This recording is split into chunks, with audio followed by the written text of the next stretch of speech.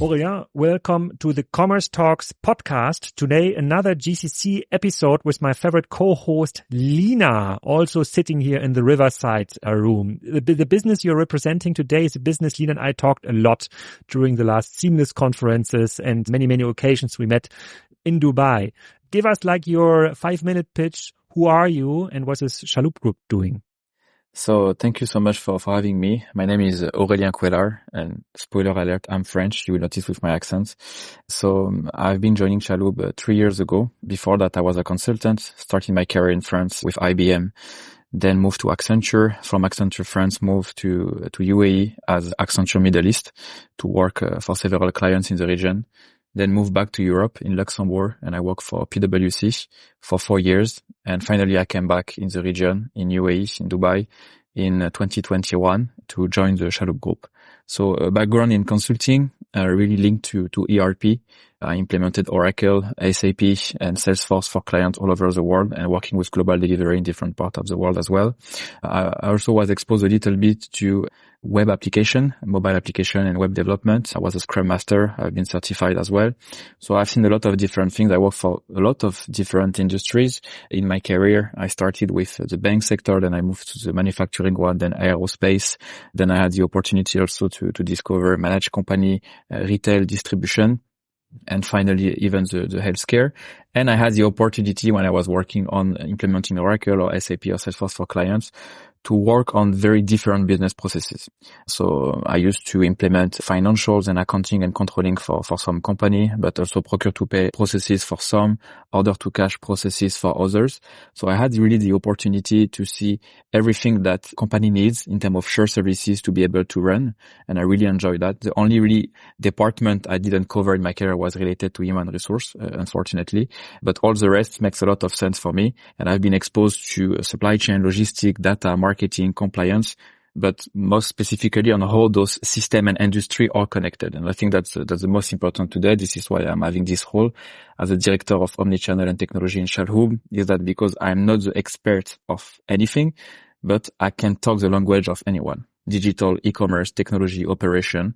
And when you talk omnichannel, right, there is a huge part of digital and technology, but there's also a huge sense of business behind. And there's a lot of services which are indirectly linked to the e-commerce, especially in the Middle East when it comes to last mile, when it comes to customer service, when it comes to translation, tone of voice, which are extremely important to run a successful business, not only in terms of top line, but in terms of bottom line as well.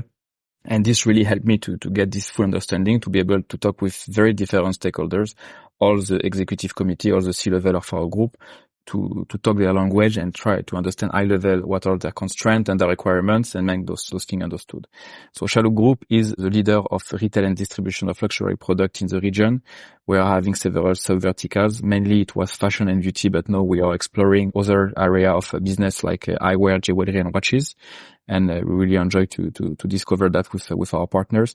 We are the privileged partner in the region of the LVMH group, opening store for them, helping them through our logistic, for some of them also onboarding them on our tech systems, helping them from our accounting. So today Chalhoub is making 3 different business models. The first one is own concept. So it's really created from scratch from Chalhoub to create a brand. This is our own brand, and we want to make sure that we have not only a regional exposure, but a global one, such as Level Shoes, which is the biggest store of sneakers in the world, which is in Dubai Mall, which is also exploring new countries and new territories now.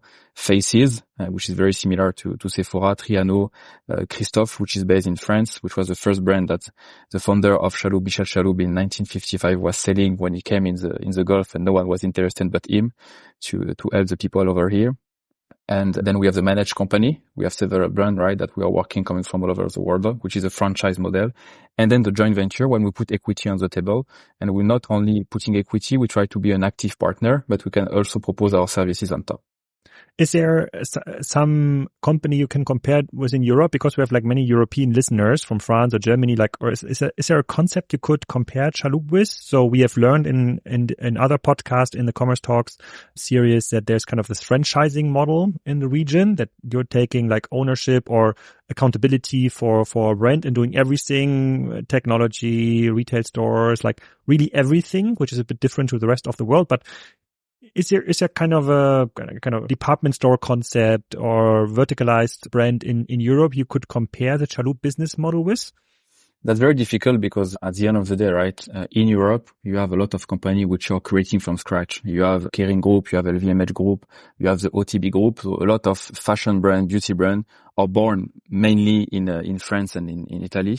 And at the end of the day, it's bigger company which get bigger and bigger and which are acquiring a lot of brands to be bigger. If you see now the empire of Mr. Bernard Arnault is huge, but still there is a first concept of creation and then acquisition.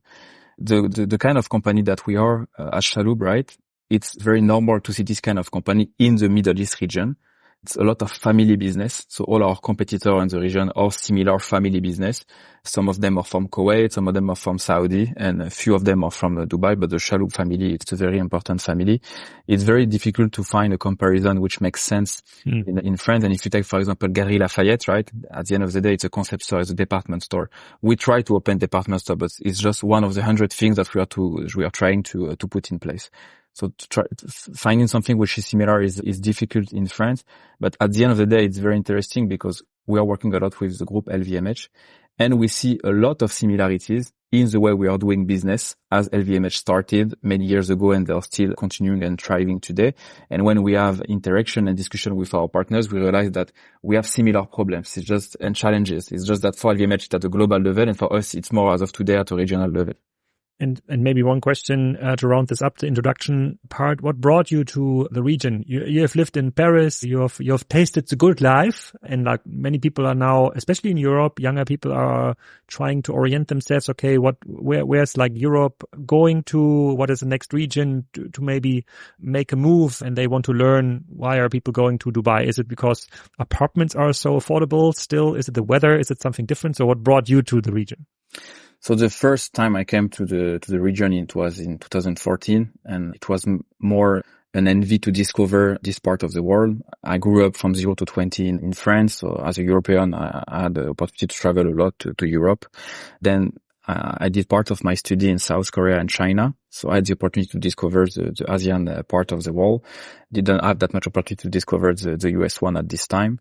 So the first time was really more curiosity because everybody was talking about Dubai specifically, right? And we were seeing those mega projects and a lot of people started to go there and then came back to us in France and saying it's amazing, it's safe, the weather is amazing, the people are so nice. And what you hear in the news, right, about this part of the world is not true. So you should go to see it from yourself.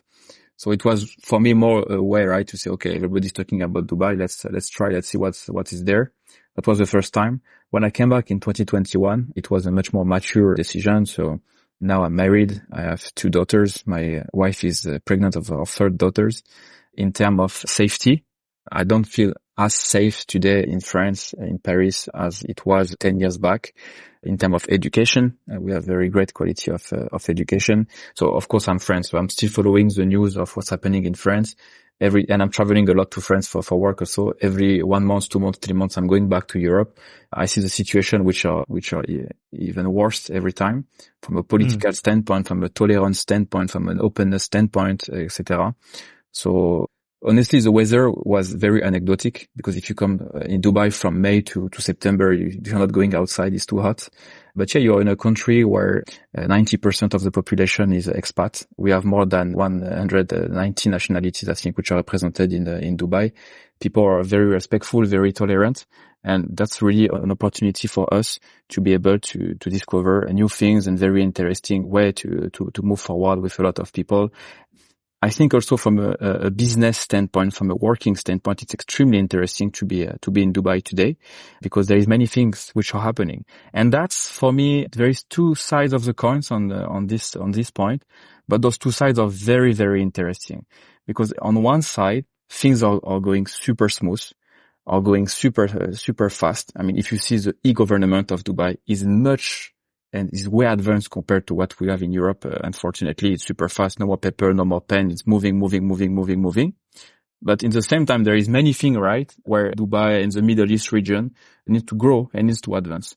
But there is no one which is trying to stop anything to move forward before going to the next step. It's really, we are seeing 2 pace going together, right? Which one is super advanced? Meta, AI, Web 3.0, NFT, crypto. They are very, very advanced on this side. And there are still things where they are super late, but we're seeing those two things going, right? Not at the same pace, but moving together. And we find this extremely interesting. And I think being there in this atmosphere, which is, it's for me the American dream, right? Growing up in the 90s, I was thinking the American dream. I think now we have the Middle East dream. And at the end, I mentioned Dubai, I mentioned UAE, and I mentioned Middle East. This is extremely different. So Dubai, it's very unique in UAE, right? You go to Abu Dhabi, you go to Ras Al Khaimah, you go to Ajman, to Fujairah. It's a different experience. And Middle East is very different. Kuwait is having its own specificities. Qatar is the same. Bahrain as well. And Saudi. Saudi, for me, it's really, I think that will be my next step. Actually, I know, I hope my next step won't be Europe, not yet. Maybe for retirement, but not now. But what's happening in Saudi now is very, very, very interesting with the change in the government a few years ago and MBS. And you see those young Saudi people living in Saudi attached to their culture, attached to their roots and to their ancestors. And it's a very important city even for Muslim in Saudi Arabia, because you have Mecca and Medina.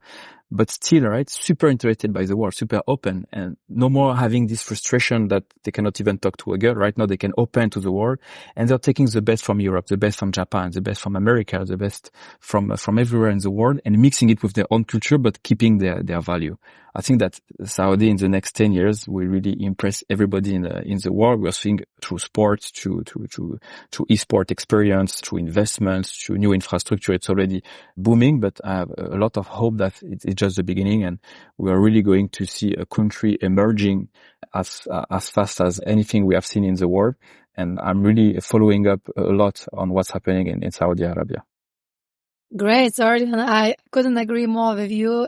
I think as a mother, like for me also safety, and as a European and as a mother, like this country and the safety and, as you said, like opportunities and people are all doing things, it's a really, really, really refreshing.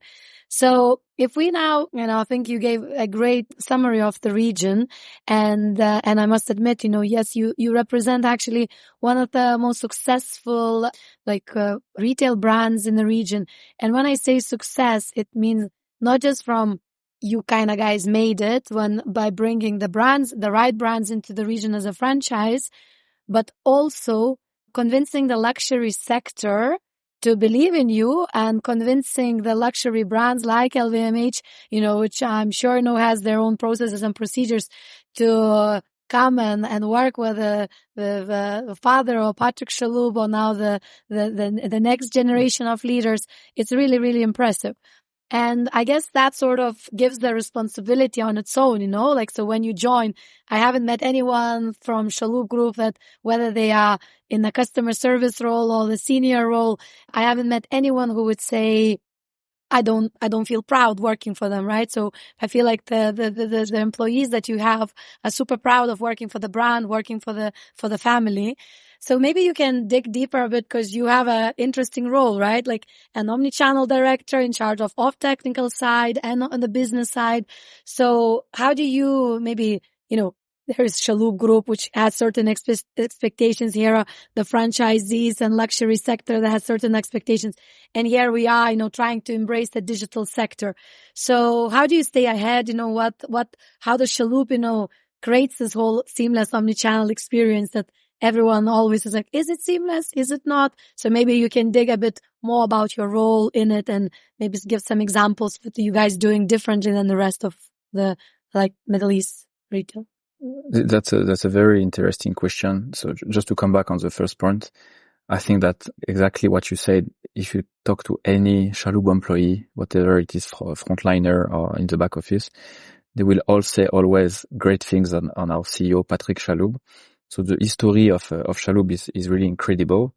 It's a bit unique in the region, and having a group living for all those time, right? Starting in Syria, and then because the war moving to Lebanon, then because the war moving to Kuwait, then because the war moving to UAE, the resilience that they have shown and the genuine servant leadership, which are coming from this family, really make all of us super proud to be working for Chalhoub and trying to thrive. And also, the relationship that today Chalhoub is having with LVMH Group is because this family as well, because they have been daring. So if you come back in 1955, nobody is interested about Middle East, right? Except people which understood that there is oil there.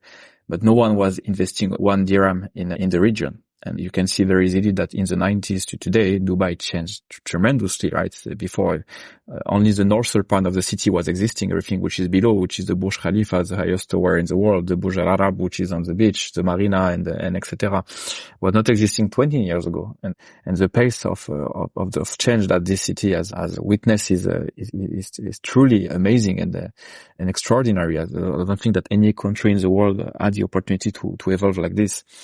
So I think that everything started with trust, because people were not really willing to invest, not really willing to enter those markets.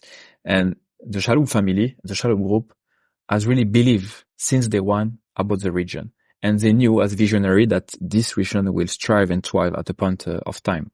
Back in the days, even before I joined, a lot of discussion happened for a lot of brands thinking that, should we stay here? Does it really make sense, right? Because we know that Europe, especially in luxury, Europe, US and China are the main market, the one really generating revenue.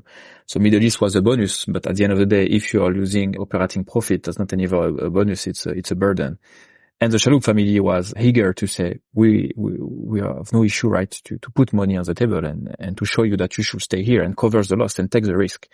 And many years later, right, we have some very prestigious brands which are having store on Champs-Élysées in Paris, for example, and which are having store in Dubai Mall. And the store in Dubai Mall is much more profitable than the store in Champs-Élysées. So that's the reality today. So I think this trust, right, is really something which started many years ago, and it's still there. And then once you find a great partner in the region, you have a tendency to stay with him, right? Because if you stop the relationship with this partner, you know what you lost, but you don't know what you're going to win. And I think that today, of course, because having all those prestigious brands with them, Chalhoub is having a very strong relationship with them all.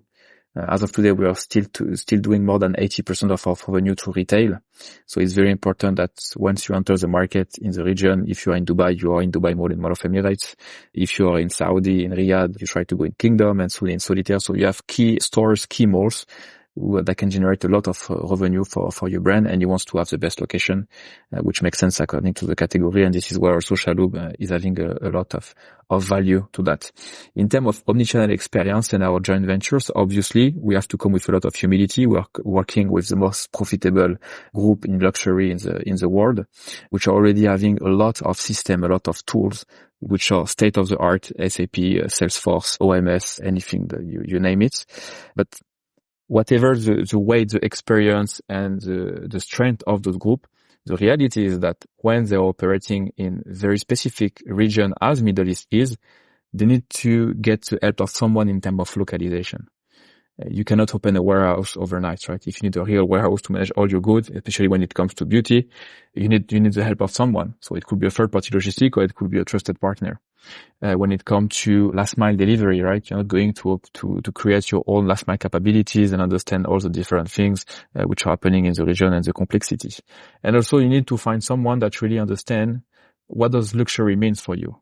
I want to like a white glove approach. I don't want that the same person which is delivering my food that I'm ordering for lunch is the same which is delivering my Louis Vuitton bag, for example, right? So it's really an understanding of the complexity and the art de vivre from the luxury concept and trying to tackle that. At the end of the day, we are really trying to focus our help on our competitive advantage. Because for our own brands, we are doing everything from scratch. We could do it also for any prestigious brand coming from everywhere. But it's a good moment for us to really think that there is thing where we are good, but maybe our partners are better than us. And we accept that, because the most important is that the brand is successful in the region. That's the most important thing. And then we can focus on the key activities when we bring a competitive advantage. And for example, we are extremely good in customer service. In customer service, we have a very great people speaking perfectly French, English, Arabic, and all the different dialects of Arabic that you can count on many hands in the region. Only in Saudi Arabia, each part of Saudi Arabia is having different dialects. In the region, we have very very, very, very important clients and very, very demanding clients. So it would be very difficult, for example, for a team which is based over France, even if by chance they speak Arabic, to really deal with this kind of customer because they are not used to that. And there is so few things like this where we try to be the best, provide the best excellency that our partner are expecting from us, and to always, as a continuous improvement, to be better and to understand how we can serve them better. Can I dig in here a little bit, just like from my understanding, because you've mentioned a brand that is on the Champs-Élysées and in the Dubai Mall. So like, are you operating then like the store in the Dubai Mall in that case? Just trying to understand it, how it works. And second question is, we saw a lot of brands last 5 years that kind of try to become more direct to consumer, right? So we want to own the consumer. We need the data. We want to send him newsletters, whatever. Many brands are scaling back now again because they see like operational detail is not so easy to manage, especially in different regions. So can you give us like a bit of an insight here? So how does it work in the case of the Dubai Mall or Emirates Mall, for example? So what are you doing exactly, and what is the brand doing and owning?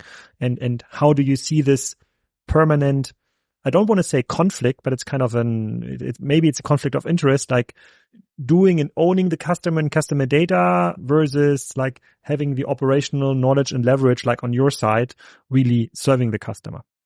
Okay, that's a very, very spot on question. So in the first example and the one that I mentioned, so it was a company that were using our systems from the back office standpoint, right? So they were only having the front office system. So the website were managed by the global. The point of sale, right, was managed by the global and was implemented here, and as well as the management of the stock inventory. And everything which were back office, placing the purchase order, placing the sales order, and all the financial reconciliation was on our system. So in this case, it was very interesting for us because we were having access to all the data, but the process was very cumbersome. So at a point of time, we realized that, okay, even if we get a lot of data, anyway, we can still get data because it's a gentleman agreement exchange. It was not really making sense for us to have this hybrid model, which were too cumbersome, too risky, and which were having issue. So at a point of time, the brand pushed by the global, right? Because the global were having in 2023 a maturity from an ERP standpoint and a data standpoint that they didn't have in 2000 when they signed the contract with us, decided to move the back office on their huge system. So finally, we still get the data to other resource, but today they are managing totally the flow of systems and data to serve this customer from a back and a front office. But we still have capabilities here when we can help them. For example, from a retail store operation standpoint, we still have our team that can do the stock count activities, that can do the stock take activities, that can make sure that they can do all the administrative activities in the store, and then the people in the store can just focus on the sales. If tomorrow this store wants to open a podium or a kiosk anywhere in the mall, this is our team also that will help with the network, with all the installation and everything. But then this brand is very big. It's one of the biggest brands that we have today. They get more and more and more autonomy on the e-commerce, on the marketing, on the customer service, on the CRM. And now it's a team which has been built. So it's still part of Chalhoub because it's a joint venture, but which is really taking the most of what the global can offer.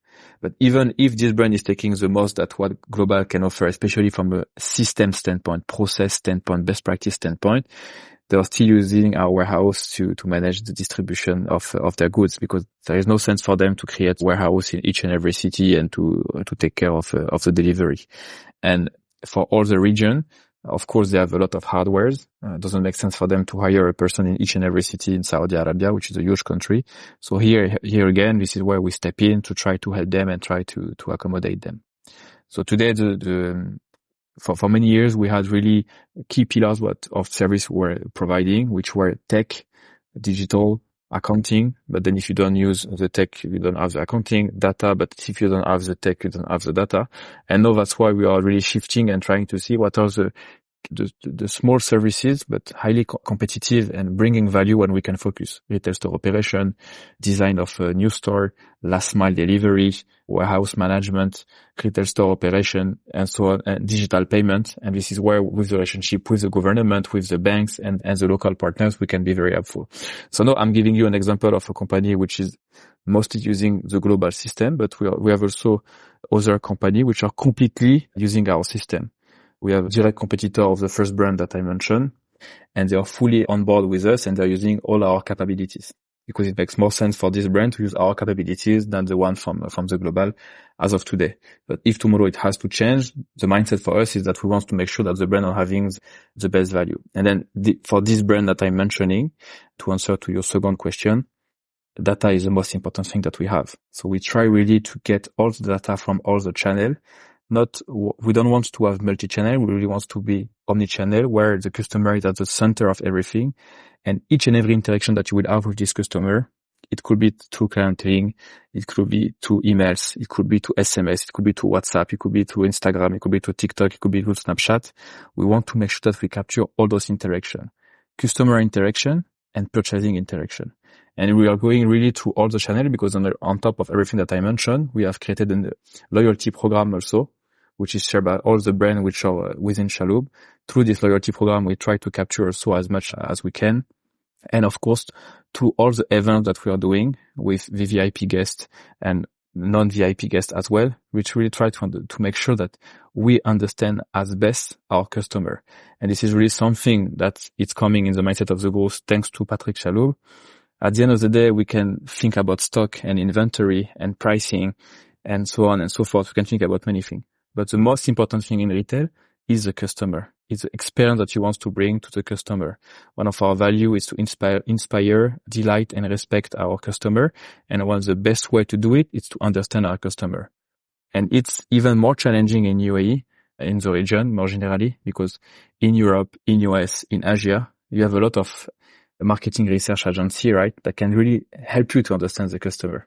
So the typical 15 to 25 years old in Europe, for example, which went to a top school, which is coming from a wealth family, this is why he likes to buy. We have so many data, right, on so many things. And it's very easy to do your segmentation and your targeting because you can take data from many different agencies.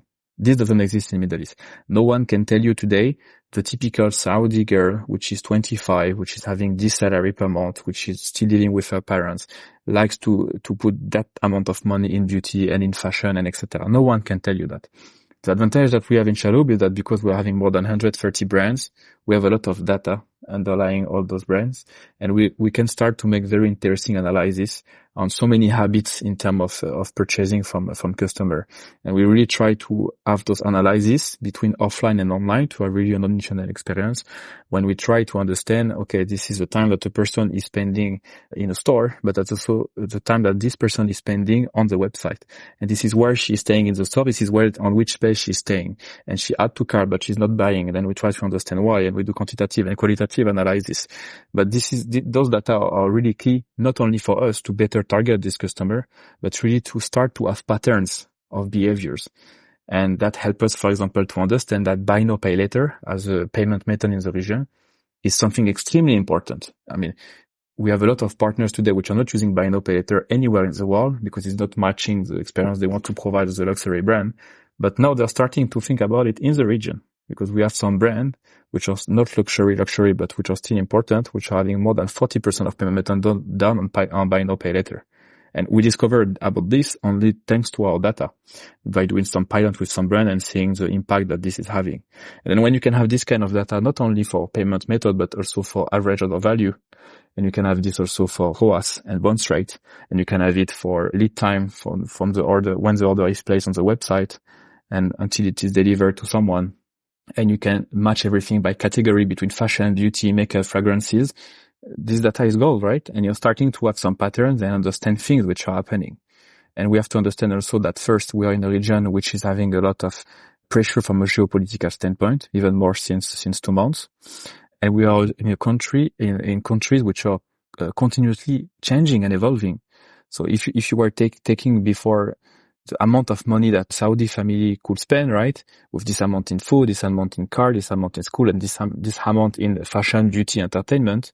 So today the salary of the people in the country didn't increase that much, but the piece of the pie that they are willing to put in entertainment is the same, but there is much more activities. Because now if you go to Saudi, there is cinema. Cinema was not existing a few years ago. There is concert. This was never happening before. There is Messi and Cristiano Ronaldo, which are playing in the stadium, and you want to attend the game. And then you still want to buy your perfume and buy your bags and everything.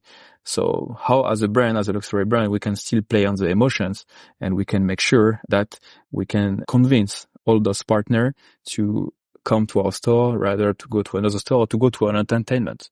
And final point, just to conclude on what you said, what is super interesting. So even with super mature and amazing brand that you can find all over the world, there is still this small phantasm that I have my marketing strategy. My marketing strategy is global. It's omnichannel marketing strategy, and I will just deploy it all over the world. And then for Middle East, it's okay. I will just translate it, right? And then it will work. No, this is not working, right? The difference that you have between Europe and Middle East now is too huge. It's too huge. The codes are different. So whatever your nationality, if you're living in the region, the codes are very different of any code that you will find in Europe on so many topics. I'm not saying one is right or the other is wrong. I'm just saying it's different. And you have to understand this. You have to understand the culture.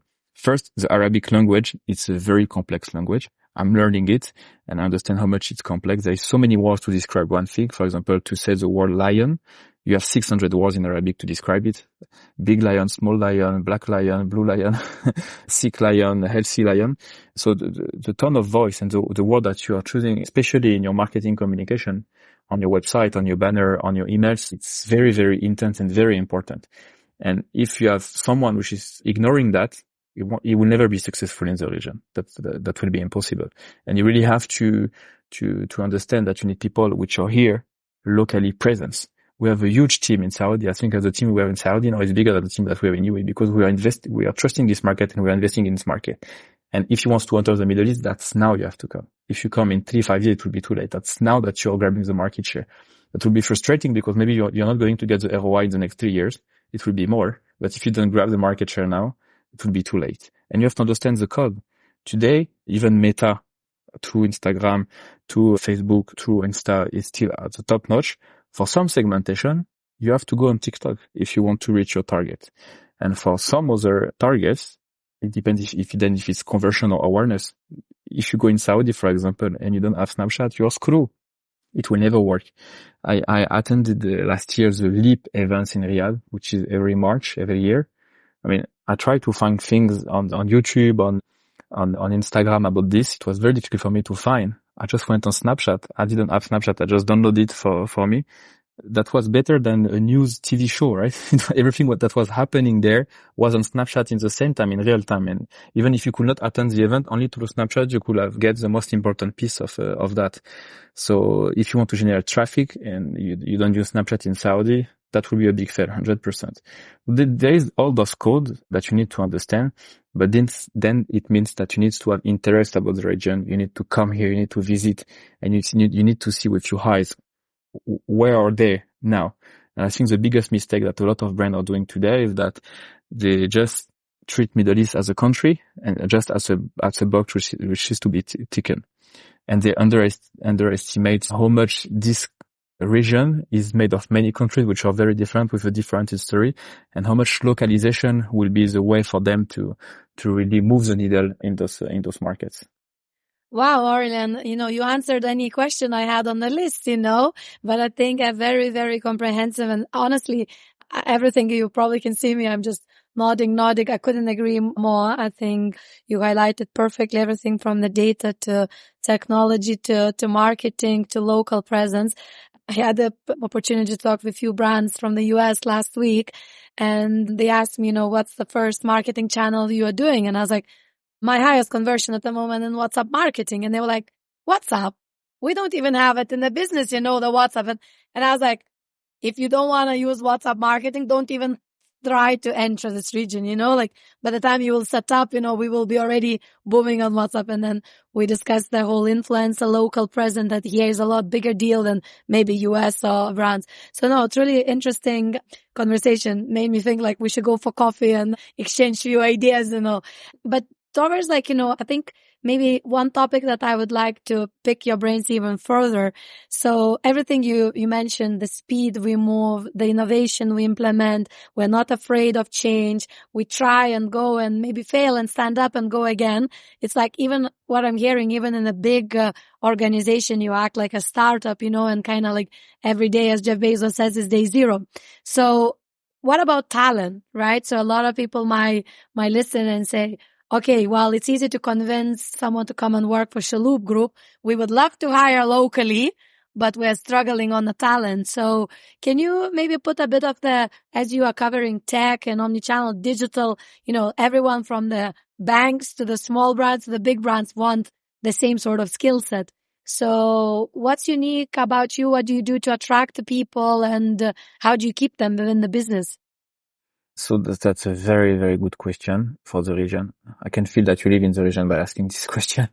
So of course I don't have the perfect answer. I think that we are not doing that bad in the region because we have been named continuously year on year, always in the top 5 as a great place to work. I think that first we really changed the mindset in our group because we don't have any more human resource department. We have people and culture, where culture is extremely important. We really had a lot of training on our top leadership, how to be a servant leader, how can we be mentor, how we could be coach. And we have a lot of processes, right, to make sure that we measure the performance. And that's fair the way we measure the performance. And we have a very amazing Chalhoub University to help us to develop all of this at different levels of the organization. I think that not talking only about Chalhoub, but generally what are the main challenges that a company will have in the region? The first one is that having people based in the region, it's expensive. Let's be honest, right? People are expecting a salary and an allowance on top. So with schooling allowance, with housing allowance, with tickets, fare allowance, etc.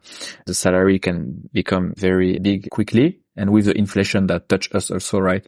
For some resources and talents, it's difficult to find competitive people to join the group here.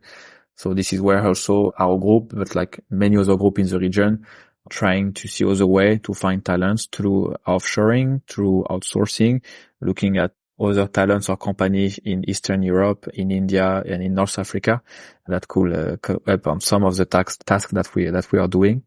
That's the first challenge. The second challenge is that more and more the government of the country or the region are pushing to have more Emiratization, more Saudization, and this is where a company like us need really to step in, to help in the upskilling, to help those people to grow within our organization.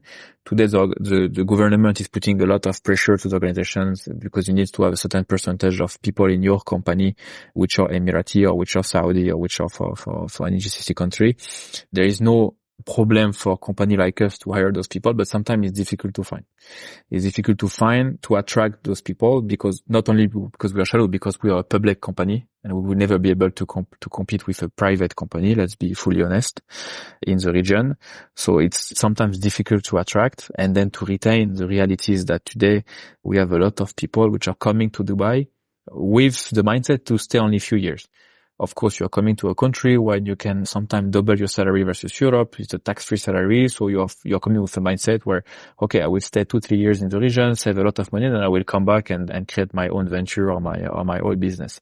And there is nothing you can do about that. Then I have a lot of story of people coming to Dubai for 2-3 years and 15 years later, they are still here, right? So that's the second challenge. The third challenge is that with the different geopolitics issue that happened in the world, in Europe, in Middle East, in Asia, in the last year, we had a lot of FDI coming into the region, and we had a lot of people, super wealthy people coming into Dubai specifically, and buying a lot of apartments and villa and so on, and that's lead us to a huge inflation in the real estate. So then we have a lot of people which were there for many years and which were planning to stay for many years.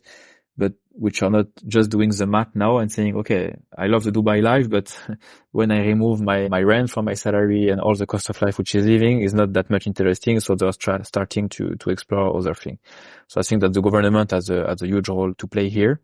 Then at our scale in our group, we really try to find talent. We really try to find talent when we want to develop a long-term relationship.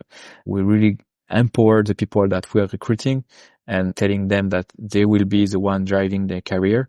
If you look when I was in summer 2021 and where I am today, it's totally different. I have much more scope, much more responsibility. I have another grade, another title. I report to a president. So I think that again, for me, it's the Dubai dream, the Middle East dream. Call it whatever you want. It's really a land of opportunity, and I cannot but wish to anyone to at least come here and witness by your eyes what's happening.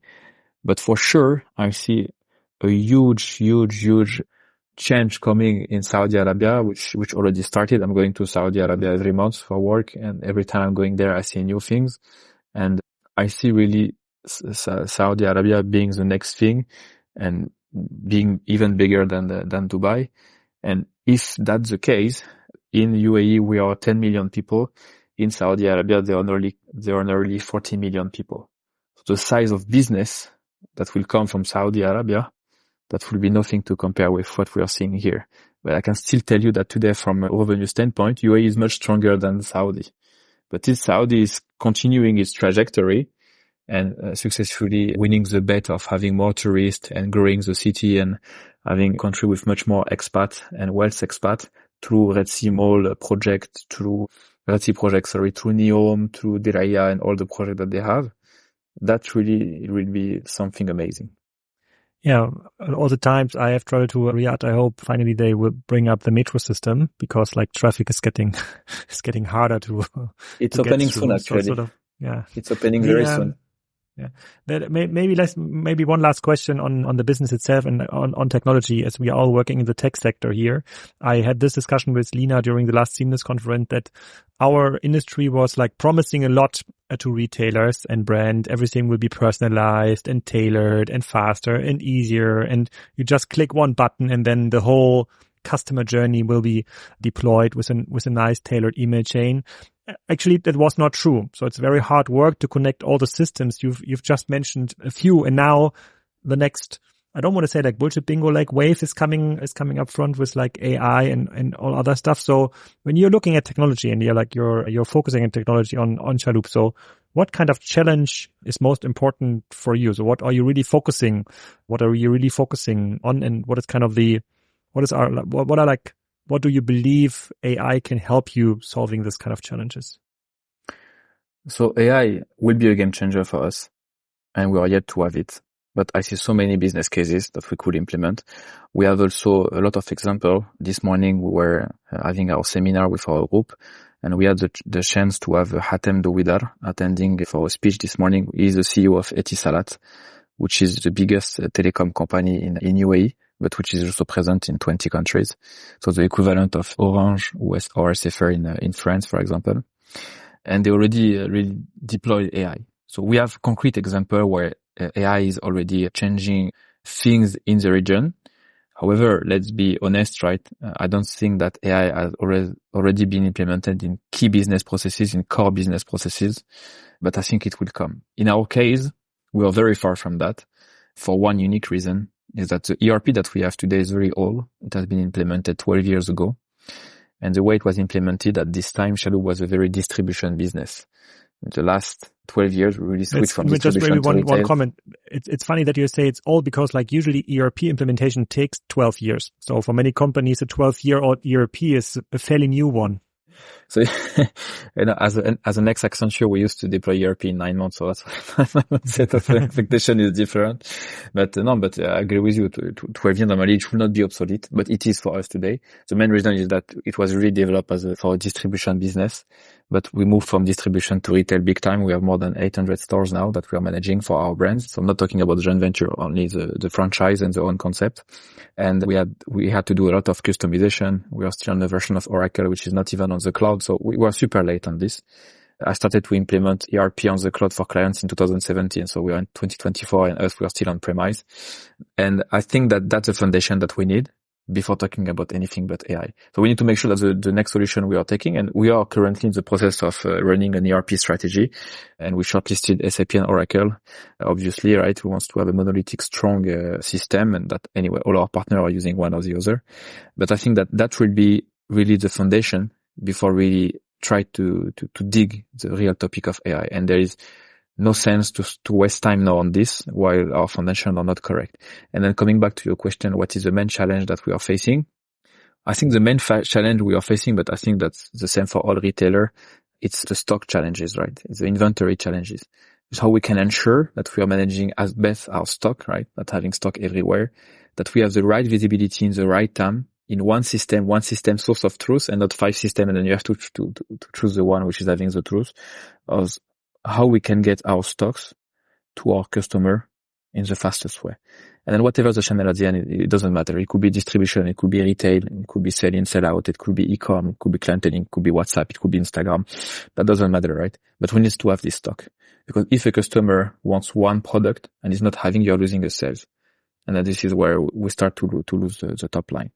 So for us, that's really the challenge now. And I think that we are really trying to think out of the box now as a group to really challenge the model that we have today from an ERP standpoint, from a fulfillment center standpoint, from a supply chain standpoint, and the relationship that we have us with the HQ, which are from where we are buying the product, but also how we are managing all our stock within the region to see how we could progress and be better.